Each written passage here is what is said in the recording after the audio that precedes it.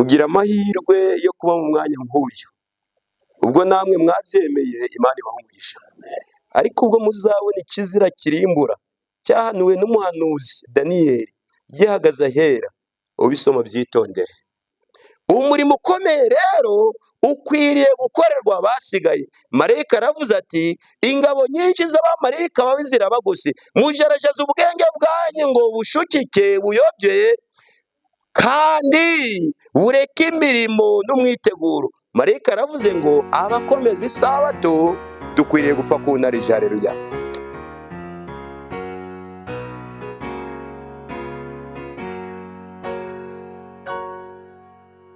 Imana ibahe umugisha. Reka fatanye namwe gushima Imana yacu yakomeje guhagarara ku buzima bwacu, kandi mu gihe tumaranye ntacyo dushinja Imana yacu, kuko yatugaburiye ibyo yabonaga ko bikwiriye. Imana yacu rero yatugiriye neza, ihabwa icyubahiro. Munyemerere rero tuze kuganira amagambo ashingiye mu byanditswe byera, kuko niyo muyobozi wacu, aho tuza gusoma mu butumwa bwiza bwa Yesu ko bwanditswe na Mateyo mu gice cya 24 ku murongo wa 15.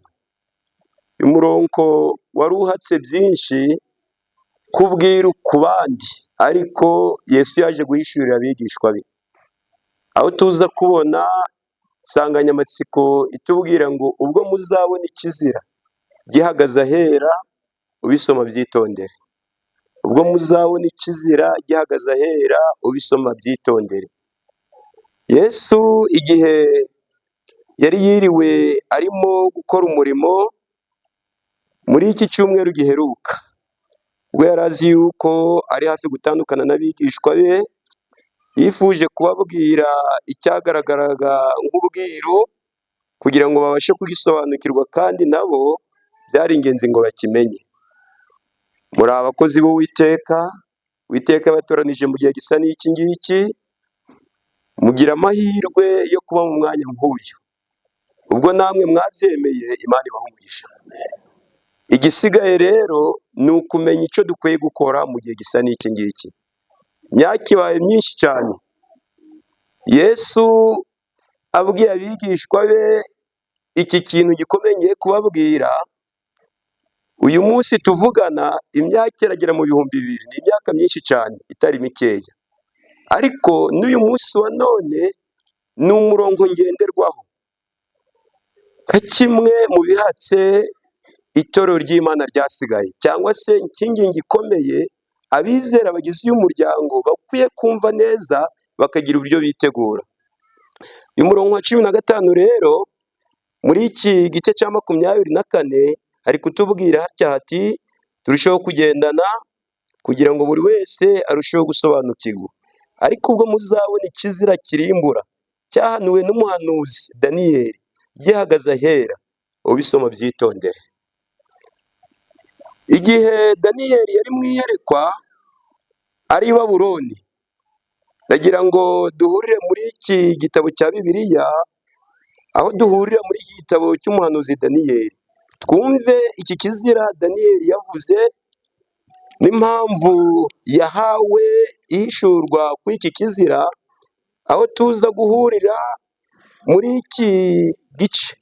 iki gice kugira ngo dusobanukirwe neza icyo Daniyeli yavuze aha ngaha muri iki gice cya 8. Daniyeli ubwo yari mu iyerekwa yeretswe ibijyanye n'ubwami bw'Abamedi n'Abaperesi, ahari ku ngoma yari imaze gutambuka, ahabwa iyerekwa rijyanye n'ingoma zagombaga gukurikiraho, harimo iy'Abamedi n'Abaperesi. Uyu ni Kuro ndetse na Dariyo, ndetse n'ingoma y'Abagiriki y'uwitwa Alexandre Rogara, ndetse yerekwa n'ingoma yagombaga kuzakurikiraho. Iyi ni ingoma y'Abaroma. Kuko tubibona muri iki gice cya 8 rero, turaza kuhabona Daniyeli yerekwa ibijyanye n'aka gahembe tugiye kubona. aka gahembe kahetuye ubu bwami cyangwa se kabayeho nyuma y'izi ngoma yabonye, ni agahembe tubona yuko ari agahembe kakuze. Aka gahembe karikuza, kandi aka gahembe kagira ibyo gakora. Nshaka kugira ngo uyu munsi tumenye ngo bigeze hehe, impamvu byakozwe ni ibihe, impamvu Daniyeli yahawe iri yerekwa ni irihe. Ndaza gusoma muri iki gice cya 8 duhereye kuri murongo wa 9. Kuri rimwe muri ayo mashamika, kuri rimwe muri ayo hashamikaho agahembe gato karakura cyane, kaba rinini, ryerekera ikusi ndetse n'iburasirazuba n'igihugu gifite ubwiza. Umurongo wa 10, rihinduka rinini rigera mu ngabo zo mu ijuru, ndetse ingabo zimwe n'inyenyeri zimwe zibijugunya hasi, rirahisira ibanga. 11, nuko ririkuza ndetse ryireshyeshya n'umugaba w'ingabo, kandi rikumukuraho igitambo gihoraho, kandi ubuturo bwera burasenyuka. Niba mwumvise neza, aka gahembe karikuza, ni agahembe kabonetse. Aka gahembe kabonetse nyuma y'ubwami bw'Abagiriki. Aka gahembe rero ni agahembe nanone nako gashushanya ubutegetsi, kuko nk'uko twabibonye inyamaswa twabonye kandi tuzakomeza kubona zirashushanya ubutegetsi. Aka gahembe rero ni Roma. Aka gahembe katangiye mu mwaka w'168 nyuma yo kuvaho kw'abajenerali bari barasimbuye Alexandre Rugara. Aka gahembe kamaze kuza rero ngo gakora ibikomeye andi mama atakoze. Ndasomye ngo karikuza, karigereranya, kagira ibyo kangiriza, ari inyenyeri ndetse ngo n'ubuturo bwera karabusira ibanga. Aka gahembe rero nk'uko tubibona, uhereye muri uwo mwaka navuga w'168, iyi Roma yari ikujije yishyira hejuru, yiha umwanya cyangwa se icyubahiro gisumba icy'Imana. Iyi Roma iragenda ifata ubwoko bw'Imana cyangwa se ifata abayuda, nabo irabayobora kugira ngo ibyemezo bya Roma aribyo biyobora abayuda. Ndagira ngo mbamenyeshe yuko aka gahembe kikujije tubonye kageze no mu buturo, aka gahembe niko kahitanye Yesu kandi kamuziza gukiranuka. Aka gahembe niko kahitanye intumwa za Yesu. Iyi Roma niyo ndimo kubabwira, kandi gakomeza kugirira nabi n'abandi. Ndasomye ngo rero kagera no mu buturo, nuko ngo kiha inshingano, gashyiraho ba Monsenyeri, abasenyeri, gashyiraho abapadiri, gashyiraho icyitwa Ukarisitiya, gashyiraho misa. Ibyo byose kabisimbuza igitambo gihoro cya Kristo, kugeza ubwo kafashe namwe mu mazina. Kuko tubizi, Yesu ni umwami w'abami, Yesu niwe gitambo gihoraho, Yesu niwe wonerwamo agakiza. Umwami w'abami rero rikurwa kuri Yesu, rihabwa nyir'ubutungane, uhagarariye Imana, ufite ubushobozi bwo kuba yakira imanza n'abamarayika. Hashyirwaho rero uburyo bwo guhongerera ibyaha, aho abantu basabwaga kujya imbere ya padiri, bakihanira imbere ya padiri, bakamubwira ibyaha byabo, kandi padiri akavuga ko abababariye. Niyo mpamvu Yesu ari kumwe n'iri tsinda ry'abigishwa be yababwiye igisa n'iki ngiki. Iki ni ikizira cyari cyahagaze ahera, cyiha ububasha. Mu yandi magambo, cyiha ibidakwiye kuba byakorwa nako, kuko ukwiye gusabira abantu ni umwe gusa, ni Yesu, umucunguzi w'abari mu isi. Ukwiye kubabarira abantu ibyaha ni Yesu gusa. Nta kindi gitambo gikwiye kubaho atari amaraso ya Yesu. Yesu arabwira abigishwa, arabwira ngo ubwo muzabona ikizira gihagaze ahera, Ubisoma Abyitondere. Yesu yari azi yuko mu gihe kiri imbere, mu myaka igera muri 40, ikizira kizongera kigakora nk'ibyo cyakoze, kikongera kigahagarara ku butaka bwera cyangwa se ubutaka butagatifu, cyangwa se kikongera kikinjira hera kigasenya ibyari bihari, cyarangiza rero kikiha ububasha. Niyo mpamvu Yesu yagiraga ngo abyumvikanishe neza. Tugerageze kugendana mu mwaka wa 67, ndavuga nyuma ya Kristo, nyuma y'uko Yesu amaze gusubira mu ijuru. Murumva hari hashize imyaka igera muri 40 Yesu asubiye mu ijuru. Iki kizira Yesu yavuze cyahanuwe n'umuhanuzi Daniyeli, kuko turaza kubibona. Iki kizira cyangwa se mu yandi magambo izi ngabo z'Abaroma, cyangwa se mu yandi magambo iyi Roma yo twabonye, ariko gahembe kakuze kakireshesha n'inyenyeri kakagera no mu buturo bwera bwo mu ijuru. Izi ngabo z'Abaroma zarazamutse zijya i Yerusalemu mu mwaka wa 67, ziyobowe n'umwami n'umugaba w'ingabo witwaga Sitiyusi. Uyu mugaba w'ingabo turaza kubona ibyo yakoze kugira ngo turusheho kubyumva neza kandi turusheho kubisobanukirwa. Utekereza ko icyari kibazamuye i Yerusalemu ari iki?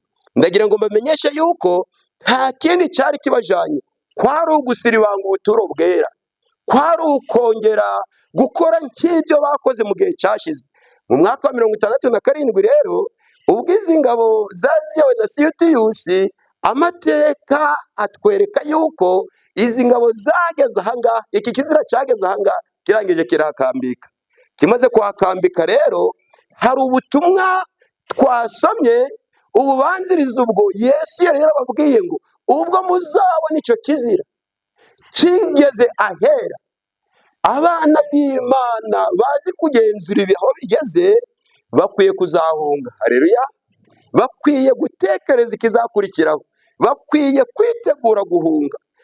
Niko byagenze rero, kuko Yesu yarababwiye ngo nuzaba ari hejuru y'inzu ntazamanuke ngo agire ibyo atwara byo mu nzu, uzaba hari imitungo afite muri Yerusalemu ntazatekereze kuri iyo mitungo, ahubwo azihutire guhunga. Icyo Yesu yababwiraga ni kimwe gusa, kwari uguhunga, kandi kwari uguhunga mu buryo bw'umubiri. Turaza kubihuza turebe iki kizira icyo ari cyo, turebe uko guhunga uko ariko, turebe icyo dukwiye gukora mu gihe gisa n'iki ngiki, turebe ngo mbese aya mateka ageze hehe k'abana b'Imana dutegereje kugaruka kwa Yesu. Ndagira ngo buri wese arusheho kuzirikana uyu mwaka wa 67. Izi ngabo za Sitiyusi rero, kubwo kugira ngo abana b'Imana babone akanzu babashe kubona uko bahunga, kuko bitashoboka, kuko bari bagose Yerusalemu.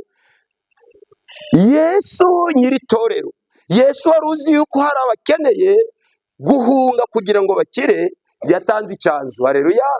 Kuko uyu munsi wa none hari icyanzu ku bana b'Imana, haracyariho icyanzu ku bana b'Imana, kuko haracyariho ubuhungiro. Reka tunashimire Imana yuko muri ibi bihano Imana yashimye yuko hari aho abana b'Imana baje bateranira, ntawe uhagaze hejuru, haracyari amahirwe rero.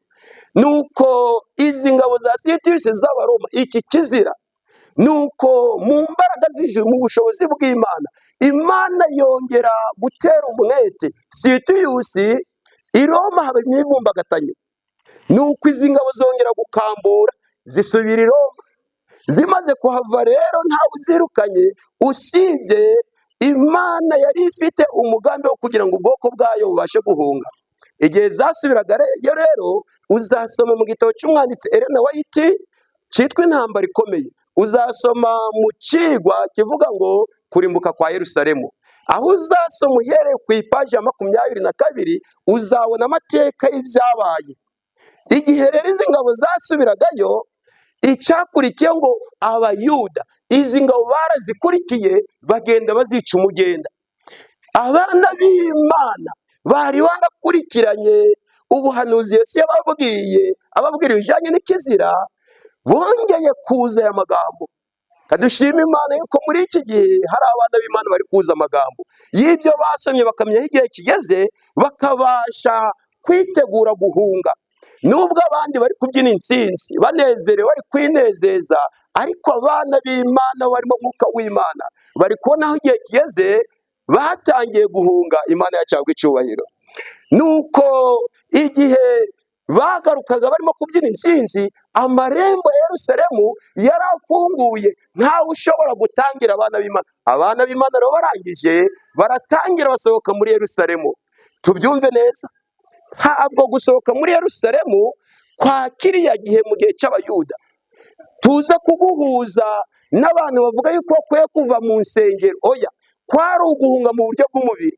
Uyu munsi wa noneho turasabwa guhunga mu buryo bwa mwuka, duhunga icyaha n'akaha, kugira ngo tubashe kugirana isano n'umwami wacu Yesu.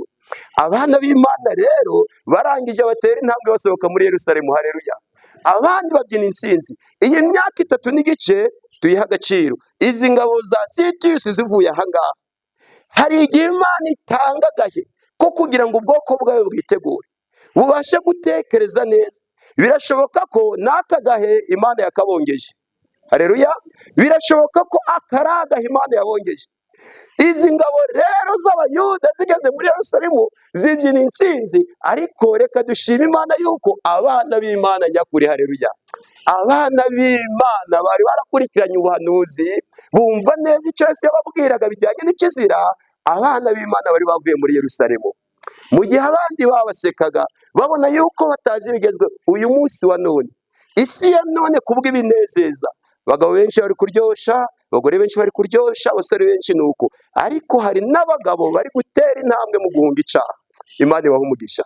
N'abandi bataratera intambwe, namwe mukwiye gutera intambwe yo guhunga. Iyi si iradushuka, kuko i Yerusalemu mu kwiryosha kw'aba Bayuda kwari ukubashuka. Reka mbabwire yuko mu mwaka wa 70, imyaka 3 gusa, ingabo z'uwitwa Titusi noneho zongera kuva i Roma n'umujinya mwinshi, zirazamuka zisubira aho zari zavuye, kuko Imana yari yatanze agahe ko kwitegura no guhunga, ariko ntibabiha agaciro. Kandi nta Imana itari yakoze kugira ngo iburire ubu bwoko, kuko habonetse ibimenyetso bitandukanye, haba muri Yerusalemu, haba hejuru ya Yerusalemu, amagare, amafarashi yaragaragaye, kandi humvikanaga amagambo avuga ngo duhunge tuva ahangaha. Kandi habonetse ibwirizabutumwa ry'umugabo wabwirije imyaka itari mikeya, umwaka wa mbere, uwa kabiri, uwa gatatu, kugeza mu mwaka wa 7, abwira Abayuda ngo nimuhunge, Yerusalemu hagiye kurimbuka. Ariko ntibagerageza kubyumva bizera. Ntabwo iki gihe ari igihe cyo kunegakara, ntabwo iki gihe ari igihe cyo kuzarira. Igihe bamubonaga rero batekereje yuko ibyo avuga atabizi. Icyo nshaka kubabwira ni iki ngiki: umwaka wa 70, ingabo za Titusi z'igihe zazaga, reka mbabwire yuko Abayuda banze guhunga barimbukiye muri Yerusalemu, ariko abana b'Imana bari bamaze guhunga. Dutekereze neza. Reka nihutire kugera ku ntego. Iki gitabo cyitwa Umwiteguro w'imvura y'itumba. Ndimo gucunguza uburyo umwete, ndaza gusoma kuri iyi paje amagambo makeya avuga ngo nabonye abasigaye, ni ku murongo wa 7, batiteguye ibyenda kuba ku isi. Ubugoryi bumeze nk'ibitotsi nibwo bwibere mu bwenge bw'abantu b'ingenzi bigisha kwizera kudafite ubutumwa buheruka. Umurimo ukomeye rero ukwiriye gukorerwa abasigaye. Marayika aravuze ati, ingabo nyinshi z'abamarayika babi zirabagose, mujarajeze ubwenge bwanyu ngo bushukike buyobye, kandi bureke imirimo n'umwiteguro. Marayika aravuze ngo abakomeza isabato dukwiriye gupfa ku ntarije. Haleluya. Ibi tubyumve neza. Kandi icyo yavugaga, reka ngisome nihutira gusoza. Muri iki gitabo cyitwa umurimo wa Gikristo, reka nsoma amagambo atari menshi, makeya cyane, kuri urupapuro rw'146, ari kutubwira ngo igihe batatanywaga n'akarengane bagiye buzuye umwete wo kwamamaza ubutumwa, kandi basobanukiwe inshingano bafite mu murimo bahamagariwe, bamenye ko mu biganza byabo bafite umutsima w'ubugingo. Haleluya. Isi yari isonzeye kandi batwaga n'urukundo rwa Kristo kugira ngo banyurire bamanyure uwo mutsima abari bawusonzeye bose. Uburyo bwose noneho aya magambo yumvikane, uburyo bwose Imana yakoresha bwo kugira ngo abantu bisuzume cyangwa basuzume ukuri buzashyirwa imbere, maze buhinduke ingingo ibatera gusuzumana ubwitonzi no kubiganiraho. Kandi bona nubwo byakorwana agasuzuguro, ubwenge buri mu kinyoma cyose bizakoreshwa nk'uburyo Imana ikoresha ishaka yuko abantu bibaza ibibazo kandi bagakangura intekerezo zabo kugira ngo babashe gusobanukirwa n'igihe bagezemo. Bizera rero, icyo nshaka kubabwira ni iki ngiki. Uyu munsi wa none ndimo nsoza muri iki gitabo cyitwa Umurimo wa Gikristo cy'uyu mwanditsi, uzasoma amagambo akomeye cyane, aho umutimanama w'umuntu ukwiye kwifatira umwanzuro ugendanye n'aho igihe kigeze. Ndagira ngo mbibutse ko ndani gusoza Ubuprotesitanti hamwe n'Ubumerika, igihe abana b'Imana bahungaga, bari bahunze icyo twabonye cyo kwikuza kw'agahembe, bavumbura umugabane witwa Amerika, aho biswe yuko ari abahakanyi b'inyigisho za Roma.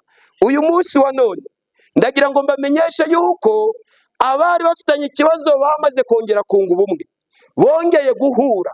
Bisobanuye ngo igikorwa gisigaye ni kimwe gusa, turaza gukomeza tukibona. Icyo gikorwa gisigaye rero nta kindi ni cyo kugira ngo abana b'Imana bisuzume. Ubwo isi iri mu bibazo rero, ubwo isi irimo kudandabirana, ubwo hari ibirimo kudusatira turimo kubona, kandi ufite ubwenge akaba arimo kureba, buri wese akwiye kwisuzuma akamenya aho igihe kigeze. Reka dusoreze aha ngaha. Icyo Mwuka w'Imana avuga ni iki ngiki: igihe kirageze. Haleluya! Ubwo abasenga basenga Data mu mwuka no mu kuri, niko ibyanditswe bitubwira. Igihe kirageze, ni ubutumwa bwiza uko bwanditswe na Yohana. Igihe kirageze ubwo abasenga basenga Data mu mwuka no mu kuri. Ni iri somo riboneka muri iki gice cya 4 kuri uyu murongo wa 23, atubwira ngo ariko igihe kiraje ndetse kirasohoye, ubwo abasenga by'ukuri basengera Data mu mwuka no mu kuri, kuko Data ashaka ko bene abo ari bo bamusenga. Imana yacu ihabwe icyubahiro. Mu mwuka no mu kuri ni iki? Dukwiye gusenga tuyobowe na mwuka w'Imana, kuko nta rujiya dushiramo. Kandi nanone Mwuka w'Imana akatuyobora mu byanditswe byera. Gusenga kandi twiga ibyanditswe byera, nibwo tuzabasha gusobanukirwa n'igihe tugezemo. Reka Data wa twese muri uyu mwanya duhaye, ubwo twahisemo kuba abakozi ba Data wa twese, Mwuka w'Imana abasha kudusobanurira icyo dukwiye gukora, kuko hari umurimo dutegetswe gukora igihe kikiriho. Uwo murimo nta wundi no kubwira bene Data n'abashiki bacu bari hanze aha ngaha, tukabamenyesha ikigiye gukurikiraho, nyuma y'uko tubona hari ibiriho. Kandi uyu munsi wa none inyamaswa ikaba yazuye umugara. Mwuka w'Imana rero adusobanurira ibirenze ibi ngibi, mu izina rya Yesu.